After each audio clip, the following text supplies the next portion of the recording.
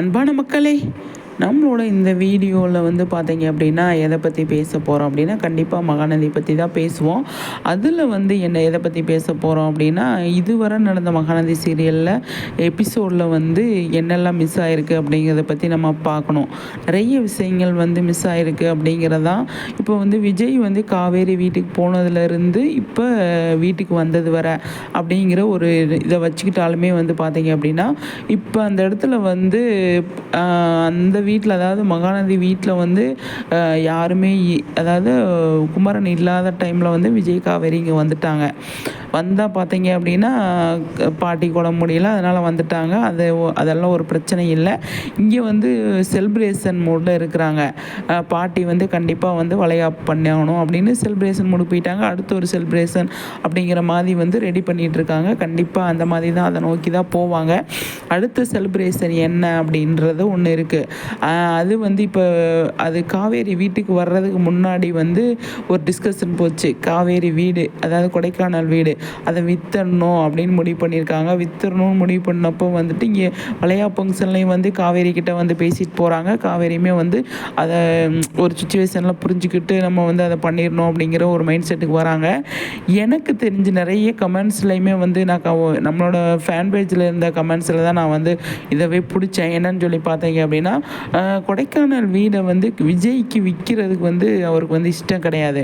அதனால் வந்து அவர் என்ன பண்ண போகிறாரு அப்படின்னா, கண்டிப்பாக வந்து விஜய் வந்து அந்த வீடை வாங்க போகிறாரு, வாங்கி காவேரி பேரில் எழுத போகிறாரு அப்படிங்கிற மாதிரி வந்து கொண்டு வர போகிறாங்க.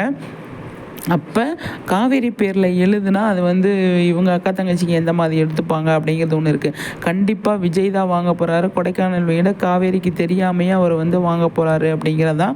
இப்போ காவேரிக்கு தெரியாமல் வாங்கினா இவங்க பிரச்சனை பண்ணுறதுக்கு நிறையவே சான்ஸ் இருக்குது. ஆனால் அவங்க விற்கணும்னு முடிவு பண்ணிட்டாங்க. வேறு யாருக்கோ விற்க போகிறோம் அப்படிங்கிறத வந்து கொடைக்கானல் வீட்டை வந்து விஜய் வீட்டில் வச்சு பேசணுன்ற அவசியம் இல்லை.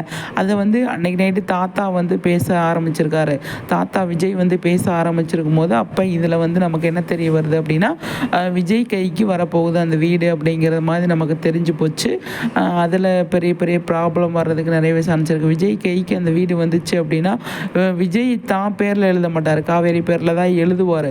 அப்போ வந்து பார்த்திங்க அப்படின்னா ப்ராப்ளம் வர்றதுக்கு நிறைய பிரச்சனை வர்றதுக்கு நிறையவே சான்ஸ் இருக்குது. அதை எப்படி எடுத்துகிட்டு போகிறாங்க அப்படிங்கிறது தான். இந்த விஷயத்தை வந்து பொறுத்த வரைக்கும் பார்த்தீங்க அப்படின்னா, வீடு வந்து விற்கணும் அப்படிங்கிற முடிவு, அதை வாங்கணுன்ற முடிவு விஜயோடது, சரிங்களா? அது யாருக்குமே தெரியாமல் தான் அவர் பண்ண போகிறாரு அப்படிங்கிறது ஒன்று இருக்குது. அடுத்தடுத்து செலிப்ரேஷன் இருக்குது அப்படிங்கிறாங்க. செலிப்ரேஷன் என்னென்ன செலிப்ரேஷன் பண்ணுறாங்க, அந்த செலிப்ரேஷன்லாம் தாண்டி அதுக்கு அடுத்து பயங்கரமான விஷயங்களாக இருக்குது அப்படிங்கிறது நமக்கு வந்து தெரிய வருது. முக்கியமாக இதை பற்றி பேசணும்னு நினச்சேங்க. என்னன்னு சொல்லி பார்த்தீங்க அப்படின்னா, இப்போ விஜய் சித்தி வந்து ஒரு அப்டேட் நமக்கு வந்து கொஞ்ச நாளைக்கு முன்னாடி கொடுத்துருந்தாங்க. அதில் வந்து நிறைய சர்ப்ரைஸ் உங்களுக்காக இருக்குது அப்படின்னு சொல்லியிருந்தாங்க. அதை நினச்சாலே பயமாக இருக்குது.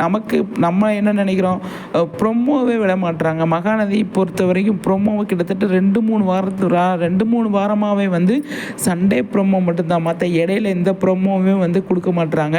அதனால் வந்து சீரியல் வைஸாக வந்து நமக்கு எபிசோடாக வந்து எந்த மாதிரி வருது அப்படிங்கிறது நம்ம அதை பற்றி யோசிக்க முடியல. இப்போ லாஸ்ட் மினிட்ல தான் நமக்கு வந்து அது தெரிய வருது.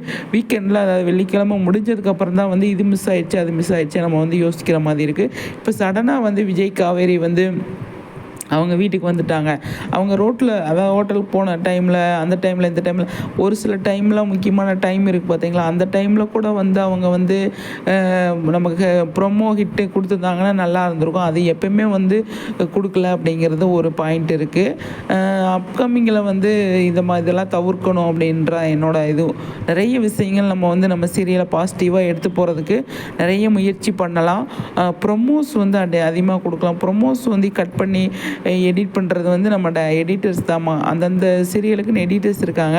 இப்போ அவங்களே வந்து ப்ரொமோ கண்டென்ட் கொடுப்பாங்களா, இல்லை டீம், அதாவது மகாநதி, அதாவது டெலிவிஷன் சைடே இருந்து கொடுப்பாங்களான்னு சொல்லி தெரியல. எனக்கு தெரிஞ்சு டெலிவிஷன் தான் வந்து ப்ரொமோ கொடுப்பாங்க அப்படின்னு நான் நினைக்கிறேன். என்னோடய கணிப்பு. அப்படி இல்லை அப்படின்னா இங்கே கண்டிப்பாக சொல்லலாம் கமெண்ட்ஸில். சேனல் கொடுக்குறதுனால தான் வந்து ப்ரொமோ ஒன் டைம் கொடுத்துட்டு அதுக்கப்புறம் கொடுக்க மாட்றாங்க அப்படிங்கிறதான். முன்னாடியெல்லாம் வந்து பார்த்தீங்க அப்படின்னா மகாநதிக்கு நிறைய வாரத்தில் ஒரு 2-3 நாள் ப்ரொமோ கொடுத்துருவாங்க. இந்த டைம் இந்த கிட்டத்தட்ட ஒரு 1 மாதமாகவே வந்து ப்ரொமோ வந்து கொடுக்கல அப்படின்னு தான் நம்ம சொல்லணும். வீக்கெண்ட் அதாவது சண்டே ப்ரொமோ மட்டும்தான் வருது. மற்ற ப்ரோமோ வரல அப்படிங்கிறது தான் இதுவும். நீங்கள் ஆமாம் அப்படின்னா நீங்களும் கமெண்ட்ஸில் சொல்லலாம், சரிங்களா? அது மட்டும் இல்லாமல் வந்து நிறைய விஷயங்கள் இப்போ அடுத்தடுத்து அவங்க தொடர்ச்சியாகவே ஒரு சில விஷயங்களும் வந்து பண்ணியிருக்கலாம். அதை ஏன் கட் பண்ணிவிட்டு சீக்கிரமாக கதையை மாற்றி கொண்டு போனாங்க அப்படிங்கிறதுக்கே பெரிய கேள்வியாக இருக்குது. நம்மளோட ஆடியன்ஸ் வந்து ஒவ்வொரு விஷயங்களையும் வந்து எல்லாத்தையுமே நோட் பண்ணுறதுனால எது மிஸ் ஆனாலும் கரெக்டாக வந்து ஏன் இது இப்படி பண்ணீங்க அப்படி பண்ணீங்கன்னு கேட்குறதுக்கு நிறைய பேர் இருக்கா. அதனால் வந்து பார்த்திங்க அப்படின்னா நிறைய மிஸ் ஆகிருக்கு அப்படிங்கிறது தான் இதில் என்னை பொறுத்த வரைக்கும். டக்குன்னு கட் பண்ணி விஜய் வீட்டுக்கு வந்துட்டாங்களோ அப்படிங்கிற இது எனக்கு தோணுச்சு. அதனாலேயே பின்னாடி பெரிய ப்ராப்ளம் வரப்போகுது அப்படிங்கிற மாதிரி தான் எனக்கும் தோணுது. ஏன்னா அவசரப்பட்டு நம்ம வந்தோம், பாட்டிக்கு உடம்பு சரியில்லைன்னு சொல்லிட்டு டக்குன்னு வந்துட்டோம் அப்படிங்கிற மாதிரி கொண்டு வந்து ஏதாவது ஒரு பிரச்சனையை வந்து இது பண்ணுவாங்களா அப்படின்றத வெயிட் பண்ணி தான் பார்க்கணும். நிறைய விஷயங்கள் இருக்குங்க, எல்லாருமே பார்த்து என்ஜாய் பண்ணுங்கள். நம்மளோட மகாநதியை பொறுத்த வரைக்கும் அவ்வளோ விஷயங்கள் இருக்குது பேசுகிறதுக்கு, பார்க்குறதுக்கு நிறைய விஷயங்கள் இருக்குது. டைரக்டர் கையிலையும் நிறைய விஷயங்கள் இருக்குது. ரைட்டரு சூப்பராக வந்து எழுதிட்டு இருக்காங்க. எல்லாத்தையுமே பார்த்து என்ஜாய் பண்ணுங்கள். இனி நிறைய விஷயங்கள் இருக்குது, அடுத்த வீடியோவில் பேசலாம்.